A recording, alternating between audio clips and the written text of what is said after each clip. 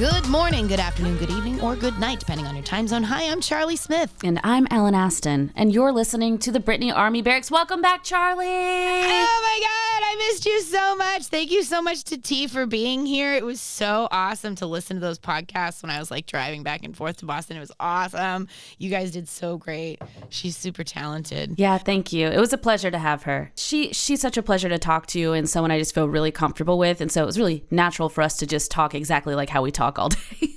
Every day. Yeah, I want you guys both to do like a morning talk show and like rival Drew Barrymore. I feel like you guys would you should take her job. She doesn't deserve it. I don't think I'm Hollywood enough for that job. I mean, you would be fantastic doing a podcast talk show though, just of like, good morning. And these are the topics of the day. Like, you should be a newscaster or something. You have a great voice. I got to tell you, though, thank you. I highly prefer just podcasting, though, and not having to be, like, camera on. I like using my voice, though, a lot. I like you using your voice a lot, too. Thank you. Are we flirting? Oh, my God. I know. It's so funny when I just said you have a great voice. I was like, are we flirting right now?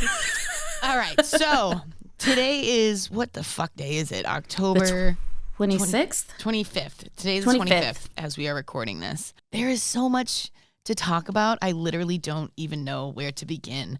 Did you see Crossroads? Let's start there. I did. Me and my friend from TikTok, Shelby, we went to a VIP screening here in Atlanta, and I got the special edition Britney book, which is cool. It has her name printed like on the part where the pages are. And that's the only difference. However, mine doesn't have the rose engraving on it, and I wish it did. Oh, bummer. I know. Why would you leave that off the special edition? Actually, I have an answer to that question. I think they left it off because I think they were in panic mode trying to figure out how to promote this fucking book. So they threw these crossroads things together, and that special edition book thing was probably like a last minute thing. And I would bet you anything that the like, what do you call it, embossing or engraving part was probably like a whole different factory or a different section of the factory that would have taken a lot longer. That makes sense. So it was a different printing company maybe, or at least like, site that probably did it. That's interesting. Probably. So in this is just off the top of my head because I don't even know where this is going to go conversationally, but this popped in my head while I was reading the book and listening to it, because I did both. I listened to it on Audible and then I got it and I read it too. Nice. I was thinking to myself, I feel like I can see a scenario where Britney got up one day and started recording an audio memo on her phone and was like, you know what? I realized one day I woke up and, I haven't said my story and this isn't about money. I don't want to do interviews and tells a short version of it for 20 minutes or an hour. Maybe she cropped some stuff out, right? Posts it. And then Cade goes to her. Whether or not you think the following would be, and all of this is me just hypothetically like coming up with a scenario in my mind, but I feel like I can see this happening, and him convincing her like, look, I get that you're trying to make a point that this isn't about money, but you should not do this for free. They already took enough from you. Don't give away for free, this valuable story that you have, and you should tell it in your own way, in a calculated sense, and convinced her to write a book about it. Because people are like, there's stolen diaries, there's stolen this, and I'm like, I feel like I can see a scenario where she was convinced to do this and that that's not a negative thing. Yeah, that's definitely possible. And I think, you're largely referring to the audio that we got in August of 2022, where she told a lot of the things that are in this book. We can now confirm pretty much everything she said in that audio is in this book, sometimes kind of verbatim. But to that, I'll say, like, she started writing this book, I think, allegedly around January of 2022, because that's when Jamie Lynn's book came out. And then she was like, fuck this. I'm going to write my own book. So that was a lot of months in between that time and us getting that audio, which would have made me think that the book was already in progress at that point. Yeah, that's actually a really good point. Because for me, this book really did feel like a response to Jamie Lynn's book. And I didn't read Jamie Lynn's book. I have no interest in reading it. But, maybe I should have an informed decision, but I really still don't want to. But I'll read it for free. Well, it's on Audible. So if you have like, I can't listen to, no, I am not going to listen to her doing it. Yeah, no. I wouldn't Yeah, that's part of it. I'd rather read. I'm not gonna. Yeah. But I will say, it did feel like the book was sort of a response to Jamie Lynn's book. Just that, and her mother's book. Yeah. And the fact that happened. She even said, my mother wrote a book, you know what I mean? While her children were not in a really good spot. And she was showing up on talk shows in pantsuits. I felt like she went in hard on Lynn. So harder do I. than I thought. And I was just going to say, I find it really interesting that in this book, she calls out Lynn's book and says, like, basically she was doing this at my lowest point in my life, using my breakdown and going on morning news shows where they were showing pictures of me with a shaved head and saying, oh, poor Britney, I'm trying to save her, basically. But I found it interesting that she called all that out, but she didn't actually say anything about Jamie Lynn's book at all. And she was scathing toward her throughout, called her a total bitch and basically an entitled child. At the end of the book, she starts being like, oh, we can make up. She started sort of talking about her in a nicer way toward the end, like she kind of wants to reconcile with her. Yeah. She maybe like legitimately started angry at the beginning of the book. And then the further she got writing it, it could have been some sort of cathartic thing where eventually she was like, feeling less angry about Jamie Lynn. But it didn't. Do you feel like it didn't sound like she was trying to reconnect with Jamie Lynn? It sounded more like she had made peace with it to me. She did sound more positive towards the end, but I don't know. Well, she did say in her book that she made peace with everything, and her peace was that she never wanted to see her family again. Yeah. I felt like that was really heavily towards Jamie Lynn and her mom, but I don't know. Maybe the two of them equally. I don't know. I really felt like, if her book is to be fully believed, it sounded to me in the end like she has hope for her and Jamie Lynn to make back up. She said, I'll always love her. She's my sister. She had nothing nice to say like that about her mother or father, or even really her brother. She talked nicely about her brother when they were children, but she really didn't address him as an adult, which is weird because he was a conservator of hers too. I was surprised about the way she spoke of Brian. It was like really positive in their childhood. Then she like in passing kind of acknowledged, and then he got in the conservatorship and we kind of didn't stay close. It was like, what? Like I was expecting way more on Jamie and Brian, and I kind of expected her to just talk more about like, oh yeah, my sister and my mom hurt me, and she really went in on them. And I'm glad. To be honest, you of all people know how reluctant I have been to go after Jamie Lynn and her mom and Lynn. And it's just like, I don't really feel reluctant anymore. Fuck them, man. You know what I mean? Like, I'm so angry on her behalf. Yeah, no, I don't feel like fans have any reason to hold back if this is truly how she feels right now.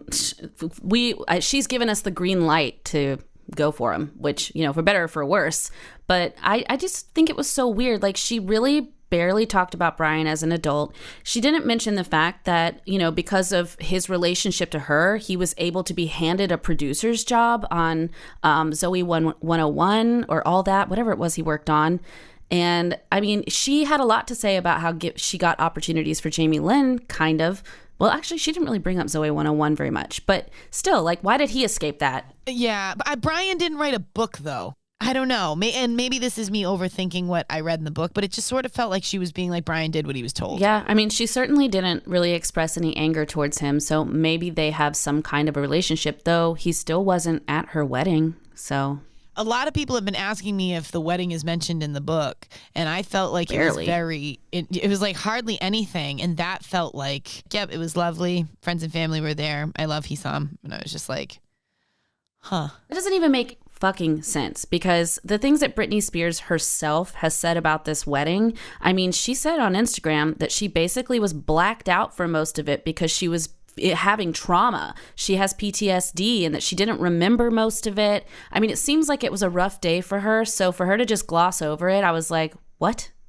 Can we talk about just the mentions of Sam in this book? Because I'm all fucking fired up about it right now. I'm irritated. I really feel in my heart like this man, he knew what he was doing, first of all, when he married Britney, but second of all, when he stuck around and waited until right after the book was finalized and the release was announced in July of 2023, when we finally got a release date on the book. That man, it was like less than a month later, filed for divorce and left her out of the blue. I think he waited. She wasn't going to be able to write anything about him in the book. So everything in the book kisses his ass or glosses over him, and the way that she talks about them getting together and meeting in the book isn't even consistent with the stories that she told before of her taking his number and having it in her purse for 5 months and forgetting and then randomly calling him. No, the book says, like, I was immediately drawn to him. We were stuck at the hip right after that video. Yeah, that is weird. I didn't even catch that, actually. Yeah, he's a fucking piece of shit. I was really angry. I was really angry when I saw the article. I'm hesitant to even mention it because I don't want anybody to look it up and give him any more views or credit or anything or attention. But I think the article that he did where he's wearing a shirt that says Lucky, and there's a caption. There's like a caption in the article that says, he does drive us crazy. And like, the one thing I will say, he's going to be his own undoing for real. Like, he's Kevin Federline, dude. In the book, Britney even being like, bless his heart. Like, how cold was that on Kevin, right? That's funny as shit. And yes. And I think Sam is putting himself very quickly into that same category of just being a fucking joke and not even knowing it, not even really being in on the joke. Like she described how Kevin was the same way. But I'm really angry about the Sam interview, but let's not focus on him anyway. Yeah, I just wanted to say that little piece. And he's barely in the book anyway, so no need to linger. I mean, he almost never comes up. Yep, hardly. I think maybe he gets like 4 mentions in the book. Which is crazy because they were together for like, what, 5-6 years? And I'm so glad that she did make a point to kind of say without saying, you know, whether she did it on purpose or not. She says, yeah, I was in this relationship with Sam.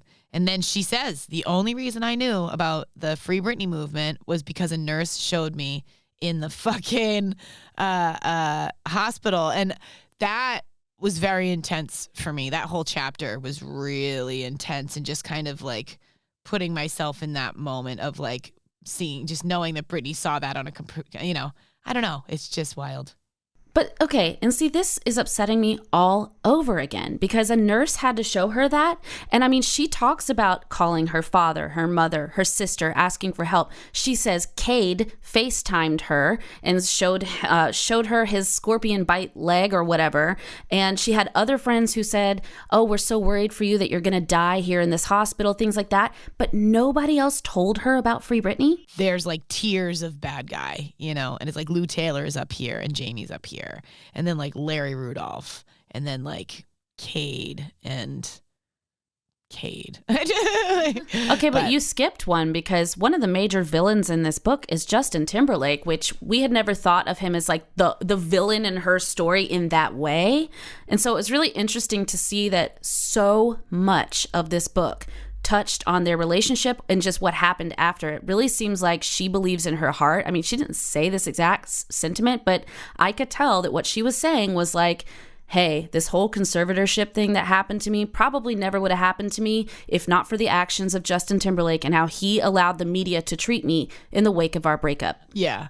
I think it also put a lot of light on the Kevin Federline factor. She didn't really put this together, so to speak, but I think the way that she talked about her breakup with Kevin led me to believe that he was approached in the first place because they convinced her not to wait for Kevin to file and she wouldn't be humiliated in the media. And then that left her responsible for his legal fees because she was the one that initiated the divorce. And then the media still painted her out like someone who wrecked her own fucking family with 2 small children. And hearing that, all I could think of was, why would her own lawyers and her own people convince her to do that unless they were, you know, the call was coming from inside the house, so to speak? Like, that doesn't make any fucking sense for them to encourage her to do something where she would then be responsible for the legal fees. They should have convinced her to try to make him do it because she didn't look any better. I mean, and listen, I thought a lot of the conversation about K-Fed was actually some of the more interesting tidbits from the book, things that I don't know if I necessarily knew or maybe I just forgot about them, but basically him ghosting her for months before she filed for divorce at the behest of her lawyers or whatever. But like,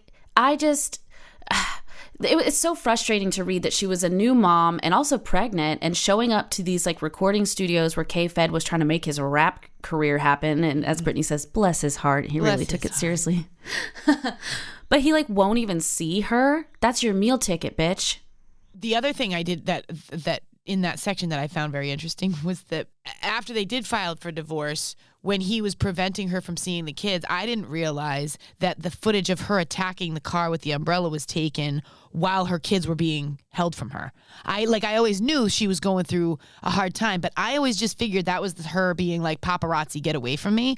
I didn't realize that was her being like, my fucking kids have been gone for weeks at this point. You know what I mean? Like, he won't give them back. This is scary, you know? And then very shortly after that, they used that footage against her to then 5150 her. I also didn't realize that Lynn kind of helped coordinate them ambushing her. I always thought that Lynn tried to warn her and say, hey, we should get out of here. They're coming with people. She was like, what are you talking about? That was like one of the accounts that I remember Britney talking about, that her mom tried to warn her at one point.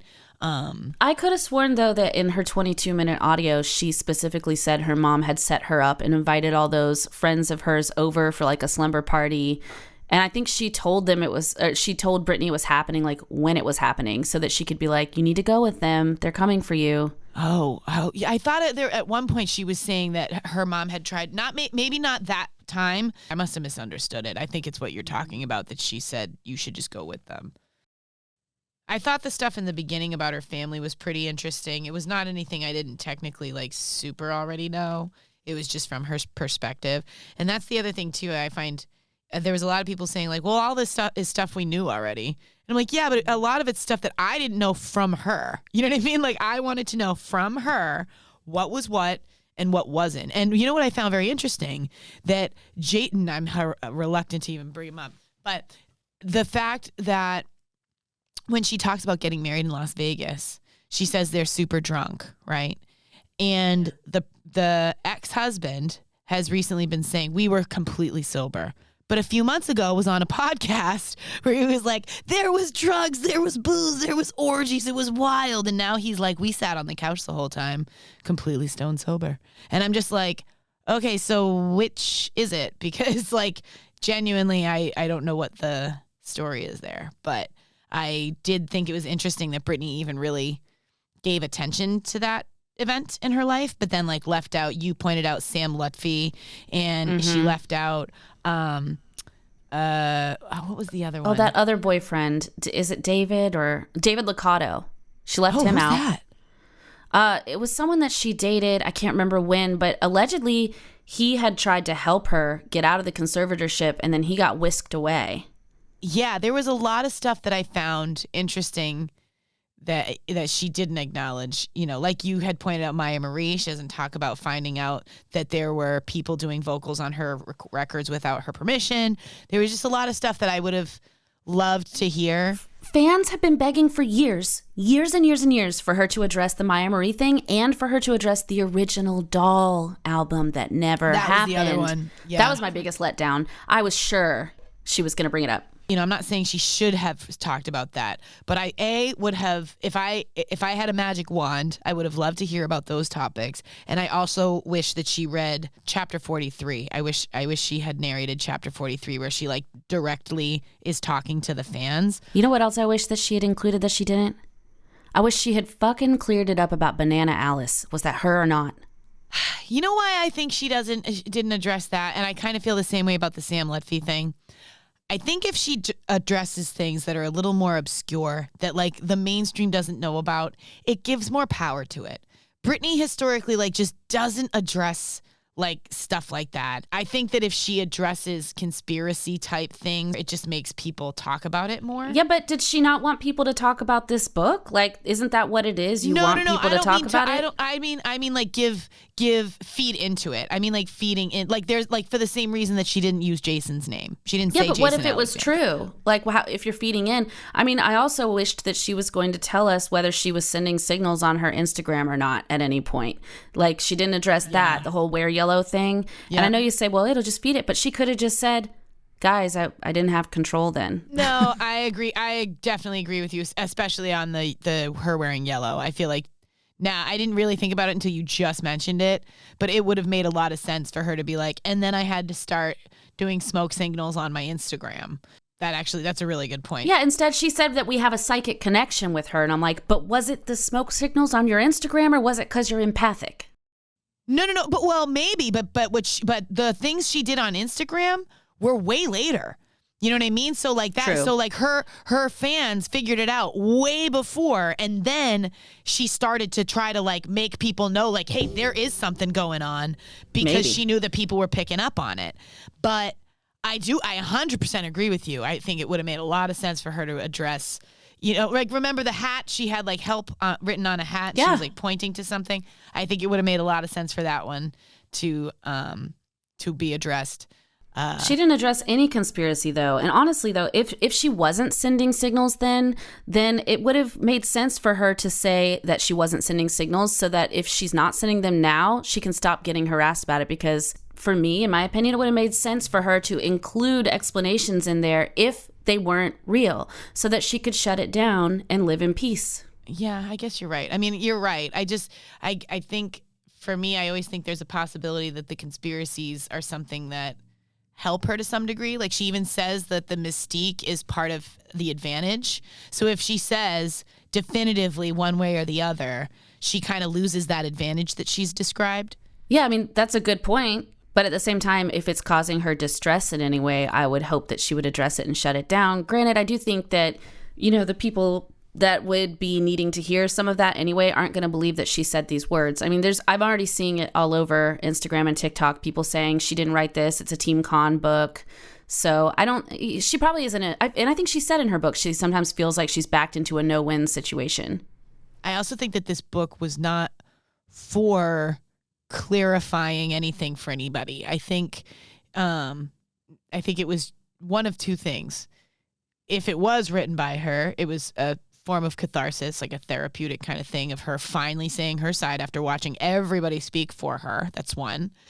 And two, I think it's to clue in the mainstream. I agree with you on the part about her Instagram hints. I think it really would have made sense if she addressed that. That just would have made sense.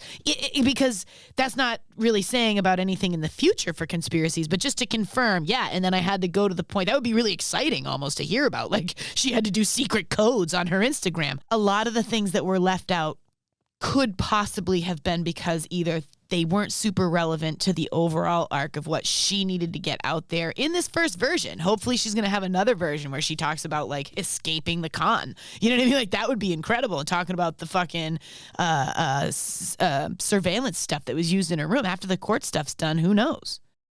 Yeah, that was really just sort of blipped over in this. But I do want to go back to just something you said a second ago. I agree that the book is probably more for those mainstreamers than it is for like us fans who already know all this stuff.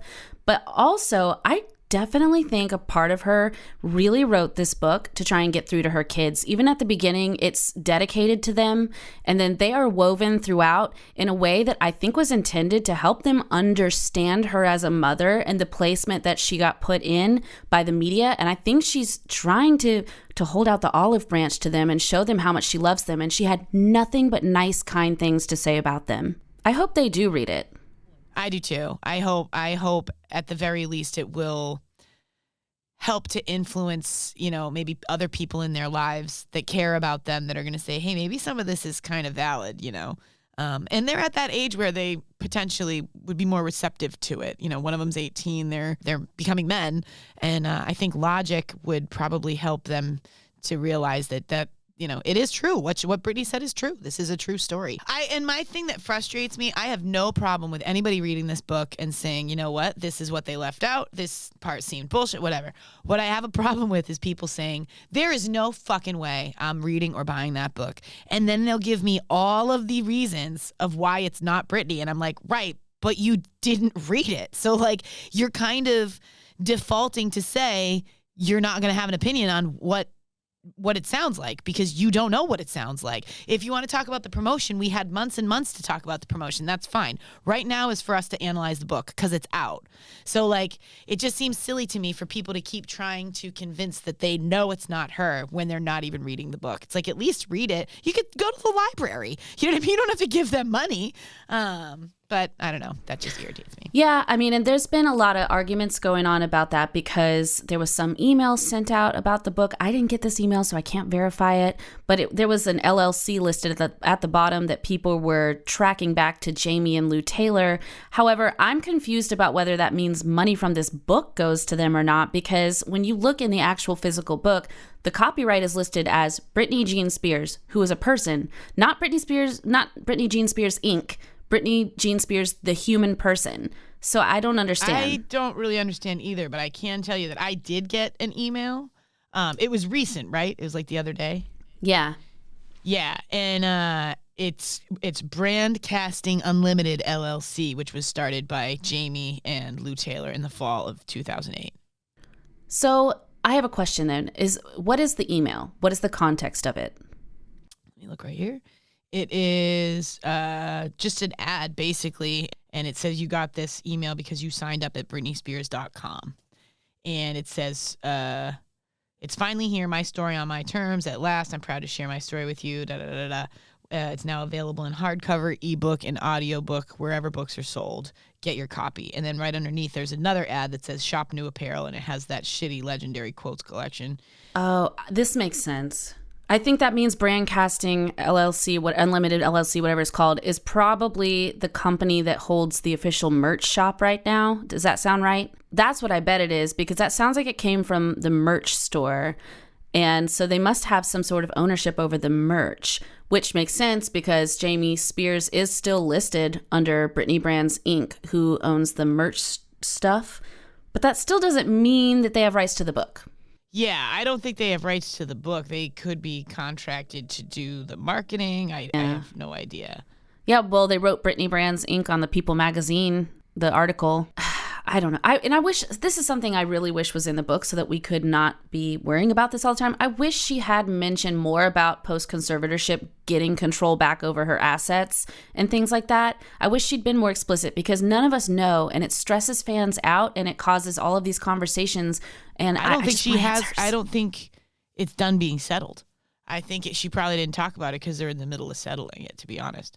Well, I hope that's true, and I hope that's going to happen in court next year, and that we'll get some fucking closure on this. I want to know where our dollars toward her are going. I was so glad that in the book she mentioned Andrew Wallet, who, to be totally honest, I only knew of because I listened to you and T. And I was like, oh, yeah, that's the guy. But, like, I think if Britney has started to put the seeds out there that, you know, her money was intentionally taken from her. I think, you know, again, if we think of this outside of the Britney community, I think a lot of mainstream people thought this book was going to come out and she was going to say, yeah, I had a nervous breakdown because the paparazzi made me feel crazy, and then my dad abused his power. I don't think they expected that he plotted with Lou Taylor to take over her life. I think a lot of people in the mainstream, so to speak, were not aware that that was like legitimately what happened. And I think, you know, my frustration in taking the stance I'm taking on this book is one of two things. One, I'm still very skeptical. I don't think that there's nothing to worry about. I'm still very worried about Britney. I'm invested more than ever. But I think if this goes back to all of the things that we've talked about over the course of this podcast, I feel like I'm doing more damage to Britney if I boycott the book than I am if I support it and I'm wrong. Like, if I support the book and I'm wrong, that's fine. If I boycott the book and I'm wrong, then she poured her heart into a fucking book and I just told her, fuck you, because I'm letting Teen Con get in my head. And I just can't really get around the idea of that not being the way to go. Everybody can do their own thing. Just for my own brain, I'm just like, how can everybody not see it that way? Yeah, I feel exactly the same. And I'm open to being wrong. It's not like I'm sitting here on my ego being like, no, she's getting the money, and if you say otherwise, you are wrong. No, I don't know who's right or wrong. I just have to make choices based on how I would feel with the consequence. Yeah, I feel exactly the same way. And you know, Cade could have written this book. It could have all been done by a ghostwriter. I've seen different reports saying that the ghostwriter they hired wrote negatively about her years ago. And, you know, I don't know what the truth is. But what I do know is that when I read this book, I was able to get an amount of closure that I fucking needed that I didn't even know how badly I needed to hear that Britney did have a connection with her fans, even if it was her management just trying to gaslight us, whatever. My thing is, when people are questioning, okay, well, it couldn't have been her because she didn't talk about this or that. I think chunks of this were definitely written by her, in my opinion. And maybe some things were left out for any number of reasons. But for me, at least half of the things I really needed to be in this book to be able to get behind it got checked off. I mean, she talked about Lou Taylor by name. She talked about TriStar, conspiring with Jamie to initiate the conservatorship in the first place. She mentions literally hating. She says, I grew to hate Robin Greenhill. And I think, at some point, it just makes sense to me that this book was written to get the mainstream. What's a better word for mainstream? Like the zeitgeist. Zeitgeist. Oh, I like that. But to get the general populace to understand what happened to Britney, and I think she's very strategic, and I think she's probably going to put out more books. I think that her talking about part 2, I do think she's going to do a second book. I think she's going to become a writer. I mean, listen, I hope that a lot of the things that I didn't see in the book that I wanted to see is because there was she can't say it legally because of the battle that she's in, and that part 2 is going to be after next year when she wraps that all up and she can really say her rest of her piece. I also wish she'd be clear about that and just say, like, hey, I can't say everything right now, respect it. And we'd be like, hell yeah, we do. But like, for now, it's really fucking weird that Jodie Montgomery wasn't even named in this book. Oh, and that is the person who took over Right. as a co-conservator and later her care plan. And she said, Jodie's taking it too far with me. I want to sue her. She should be in jail. Why the fuck wasn't she mentioned at all? I mean, she didn't even mention the care plan at all. She didn't mention that she had a person like Jodie in her life. It just, I'm very suspect at the fact that that wasn't even glossed over, or that it was glossed over. Because there were times in the book that she didn't want to say someone's name, but she still talked about them. Like Adnan Galib. Yeah, you knew who she was talking when about. she talked about the paparazzi boyfriend, that's what she meant. And we all know that if you know Britney. So she could have easily worded around it without naming Jodie and still satisfied the checkbox, but we didn't get it. She's been so largely absent from this process and didn't even post about the book the day before the release, and didn't post about it the day of until way late at night after a bunch of people called out that there were no posts. So that could have been responsive, but she's never held up the book and said, guys, it's out. I'm so excited for you to read it. She hasn't shown us that she has a connection to it the way that we're supposed to now be connected to it, if that makes sense. It's confusing. It is confusing. I think there's in my mind, there are a lot of scenarios that would explain it pretty easily. And it is frustrating that we don't have those explanations. But to me, the book sort of explained why she doesn't answer for it. Like when she talks about anxiety in the book, to me, and this was me piecing it together, but it just felt like she was giving it part of the explanations as to why she wouldn't promote it. She just doesn't want to do interviews, and she doesn't want to have to jump around and do anything for anybody that she doesn't want to do. So maybe putting the book was out there was really nerve-wracking. Maybe she was scared it wasn't going to be well received. And hypothetically, I think that maybe there was some anxiety going into it, and maybe that's why she was staying off of Instagram that day. What doesn't make sense to me is why her team didn't do it for her, because we know other people operate her Instagram. So for Britney not to do it, that's one thing. But why didn't Cade or Cassie or whoever the fuck has access to her Instagram logins? Why aren't other people doing this for her? I don't know. I mean, I really think that at some point... So, okay, I always say the same thing, right? There's two reasons possible for why Britney was not really involved in promoting this book. One, she doesn't want to be. Or two, she can't be. So I don't know which of the two is true. But if, for instance, she couldn't, and there's a reason for that, I don't know what the reason is, but maybe she's just not up to it mentally or physically or emotionally or whatever. Or legally, whatever the reason might be that she can't do it. If that's the case, I think that it makes sense that her team was scrambling at the end trying to figure out how to promote this book, and they made it work without her. I mean, they did the Crossroads stuff, and then they started planting those stories into the press about the abortion with Justin Timberlake, which they knew was going to be a bombshell. I have a feeling they probably wouldn't have dropped that if Britney had been more involved in this process from the get. Yeah. But they had to rely on sort of like, I don't want to say not snaky tactics, but like salesman-y tactics that without her. And I think that's why we're seeing what we're seeing, but it still doesn't. They had to go with what was salacious. Yes, they had to tease. And it's interesting because her whole book is very anti-paparazzi, anti-media, but they had to use the media to sell the book because she either couldn't or wouldn't. Yeah. There is a lot of logic behind people being suspicious about what the promos looked like. Talking about what was left out of the book, I think is really relevant in saying, oh, well, that's very interesting. And maybe let's look at these pieces and then kind of analyzing why she might have left things out. Was she, like you said, she didn't want to or whatever. And I think it's slightly unproductive to look at the promotion of the book just because, like you said, she either couldn't or wouldn't.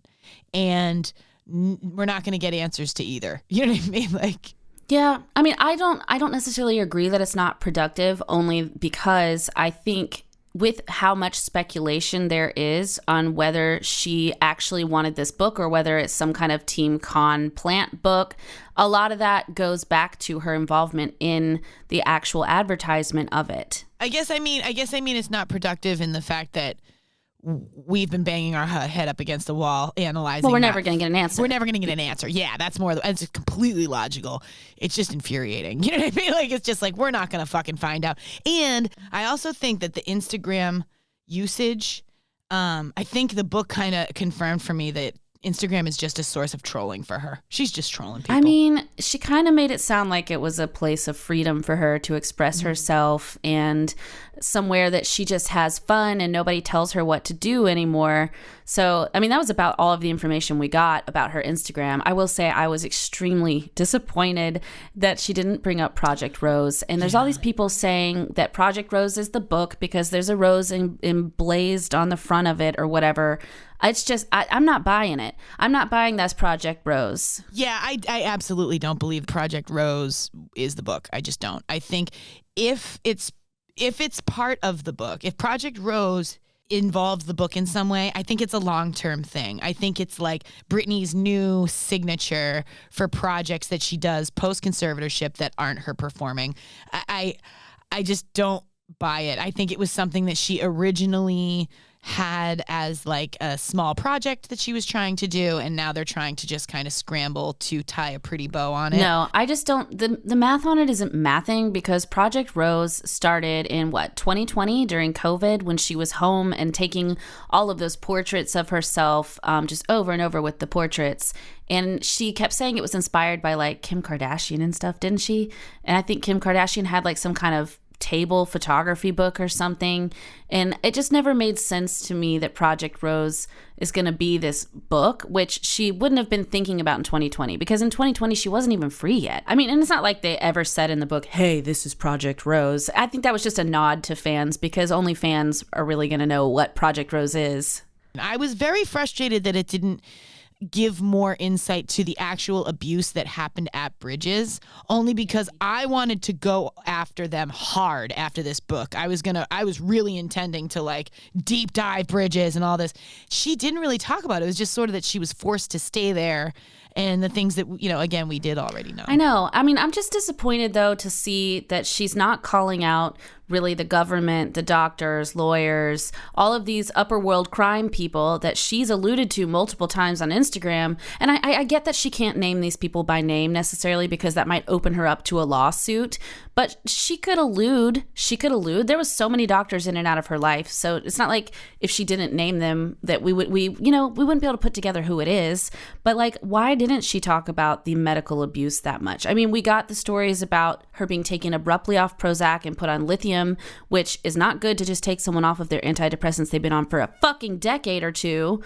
But other than that, like, really, we didn't get much insight into it. And she herself said that her stay at Bridges basically changed her. Yeah. And it didn't feel like we got a ton of insight as to the why. like what really happened there. She didn't even bring up the fact that her team paraded her around. After Free Britney got its feet and people were realizing that she was being held there, they set up a date on Easter Sunday for Sam Asghari to come pick her up and take her on an outing, and they set her up in front of a paparazzi hotspot so that they would get these shots of her looking dazed and confused, and she was very traumatized, and she didn't address that at all, which is crazy to me because it was an obvious setup from her team that her fucking husband participated in. Why was that just glossed over? Do you think she doesn't remember?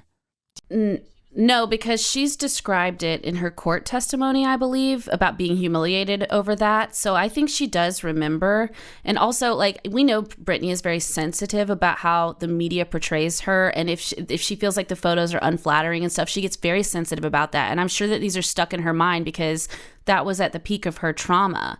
So I think she remembers. But the thing is, it's a huge red flag to me that it's not in the book, because it almost makes me feel like somebody would have cut that out of her story because they are like, well, we don't want the fans thinking that people are setting up these paparazzi shots. We want everything to feel organic and like pull the wool over our eyes. And to me, that makes me feel like that was edited out. I can't believe she wouldn't have brought it up. Did you hear in Europe they have a version with black pages on the binding?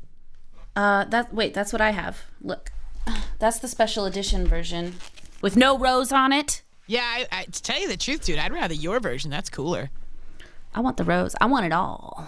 I feel like this book, there was so much about it that felt so authentic and like we were hearing from her. But then I really felt like the end of it was very rushed. And it felt to me like they just tried to tie a pretty bow on it.